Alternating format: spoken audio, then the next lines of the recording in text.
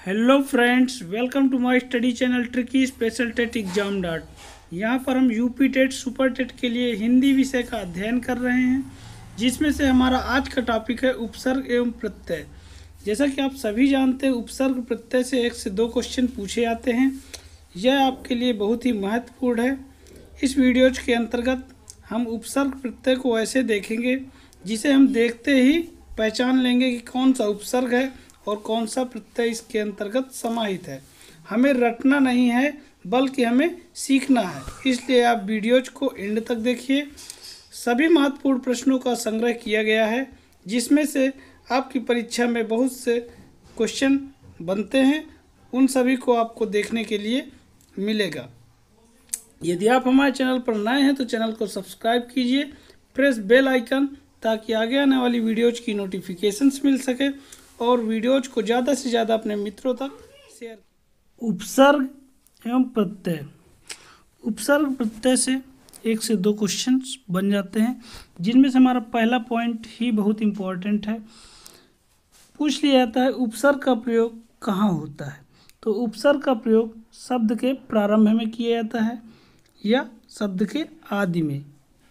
फिर प्रत्यय का प्रयोग कहाँ होता है। तो प्रत्यय का प्रयोग शब्द के अंत में किया जाता है। जब किसी शब्द के अंत में कोई नया शब्दांश को जोड़ दिया जाता है तो वो हमारा प्रत्यय बन जाता है। फिर उपसर्ग जनरली 3 प्रकार के होते हैं। कौन कौन से? संस्कृत उपसर्ग, इनकी संख्या 22 होती है।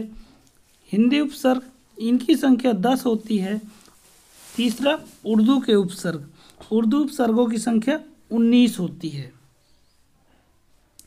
फिर यहाँ से हम देखेंगे महत्वपूर्ण उपसर्ग एवं उनसे बनने वाले शब्द। आपसे जो एग्जाम में क्वेश्चन पूछा जाता है वो ये पूछता है कि इस शब्द में कौन सा उपसर्ग है। तो अति उपसर्ग से बने हुए शब्द कौन कौन से हैं। तो आपके एग्जाम में ऐसे पूछेगा अत्यंत में कौन सा उपसर्ग है। तो अत्यंत में अति उपसर्ग है। आ और ता स्टार्टिंग के जो अक्षर होते हैं वही हमारे उपसर्ग होते हैं। हमने बताया है कि उपसर्ग जो है शब्द के प्रारंभ में लगते हैं। तो आ और ता से मिलकर बना शब्द अति है। इसी तरह अत्यधिक में कौन सा उपसर्ग है। तो अति उपसर्ग हो जाएगा। अतिचार में तो अति साफ साफ दिख ही रहा है तो अति उपसर्ग हो जाएगा। अत्याचार में भी अति उपसर्ग हो जाएगा। अतिरिक्त में भी अति उपसर्ग हो जाएगा। फिर यहाँ से नेक्स्ट है आदि उपसर्ग। काफ़ी पूछा जाता है, इम्पॉर्टेंट है। अध्यक्ष में कौन सा उपसर्ग होता है। तो अध्यक्ष में अधि उपसर्ग होता है। अध्यादेश में कौन सा उपसर्ग होता है। तो अधि उपसर्ग होता है। अधिकार में कौन सा उपसर्ग होता है। तो अधि। अध्ययन काफ़ी इम्पॉर्टेंट है, कई बार पूछा गया है। तो अध्ययन में अधि उपसर्ग, अधिकृत में अधि उपसर्ग। फिर नेक्स्ट वर्ड जो है वो है अनुपसर्ग। अनुपसर्ग में अनुकरण। अनुज में पूछ लिया जाता है कौन सा उपसर्ग है, तो बहुत से लोग आ लगा देते हैं, पर ध्यान दीजिएगा अनुज में अनुपसर्ग होता है। अन्वय में अनुपसर्ग होता है। अनुवाद में अनु, अनुस्वार में अनु। फिर नेक्स्ट जो है वो है अभि उपसर्ग। अभि उपसर्ग में क्या होता है शब्द। अभि उपसर्ग का शब्द अभि से बनने वाले शब्द हैं अभिमुख, अभिनय, अभ्युदय। पूछ लेता है अभ्यागत में कौन सा उपसर्ग है। तो अभि उपसर्ग है। अभिज्ञान में कौन सा उपसर्ग है। तो अभि उपसर्ग है। नेक्स्ट आ उपसर्ग से बने शब्द आमरण, आक्रांत, आजन्म, आगत। उत उपसर्ग से बने शब्द उद्घाटन, उद्धार, उद्भव, उद्देश्य, उच्चारण।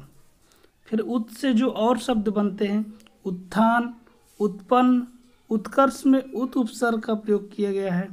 उत्तम में भी उत उपसर्ग का प्रयोग किया गया है। फिर प्रति उपसर्ग से बनने वाले शब्द प्रतिकूल, प्रत्यक्ष, प्रत्येक, प्रतिज्ञा, प्रत्युपकार। फिर पूछ लेता है कि प्रत्येक में कौन सा उपसर्ग है।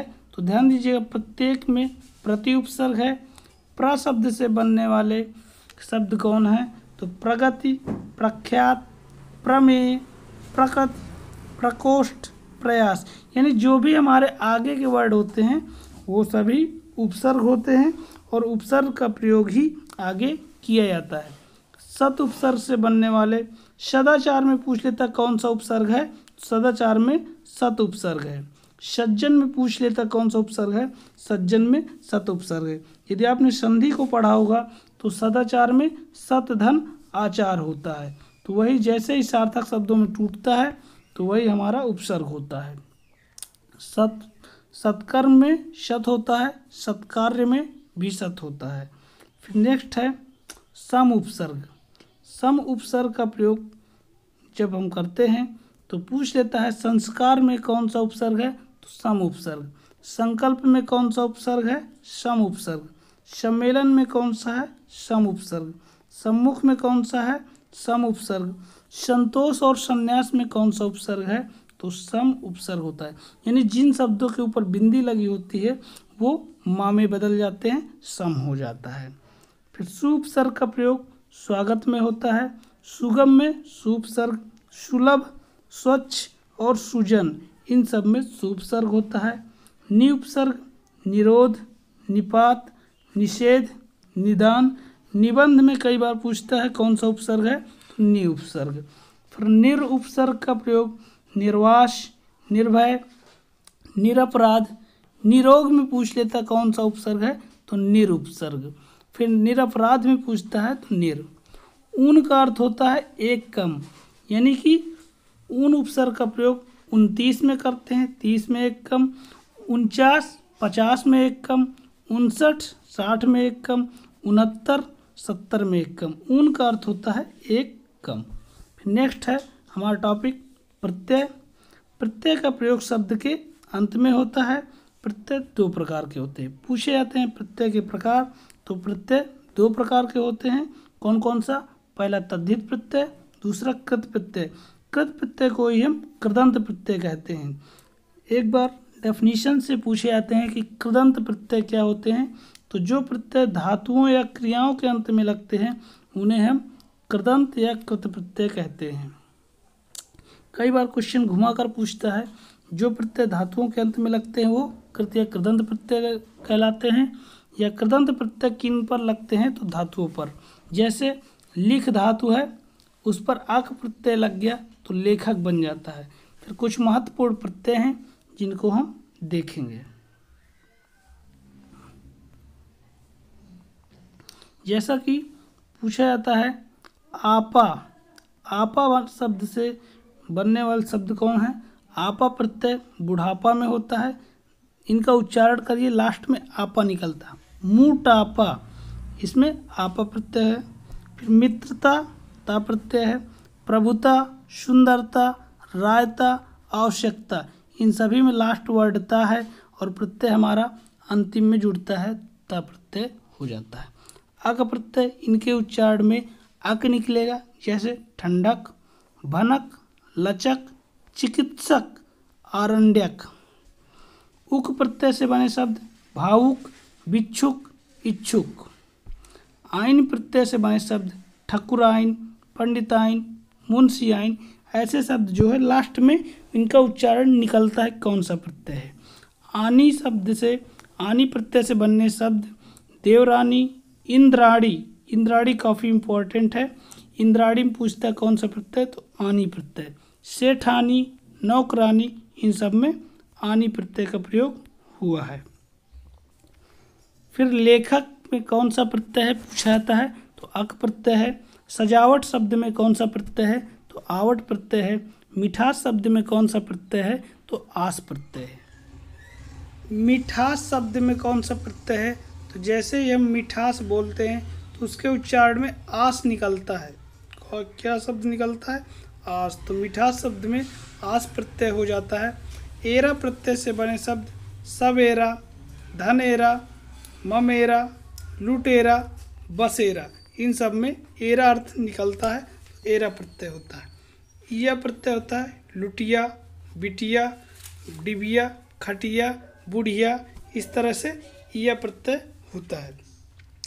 कार प्रत्यय से बने शब्द कौन होते हैं, इंकार, टंकार, धिक्कार, जयकार, इन सब में कार प्रत्यय है।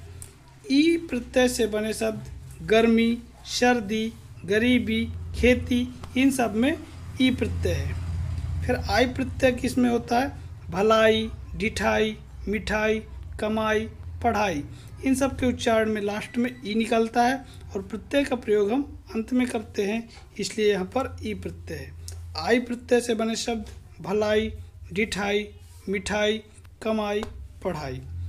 वाला प्रत्यय से बने शब्द गाने वाला, घर वाला, टोपी वाला। इस तरह से हम देखते हैं। कुछ शब्द हैं जिनके प्रत्यय दिए हुए हैं। खिलाड़ी में कौन सा प्रत्यय है? खिलाड़ी में आड़ी प्रत्यय। सजावट में कौन सा प्रत्यय है? आवट प्रत्यय। पठनीय में कौन सा प्रत्यय है? ई प्रत्यय। दयालु में कौन सा प्रत्यय है? तो आलू प्रत्यय।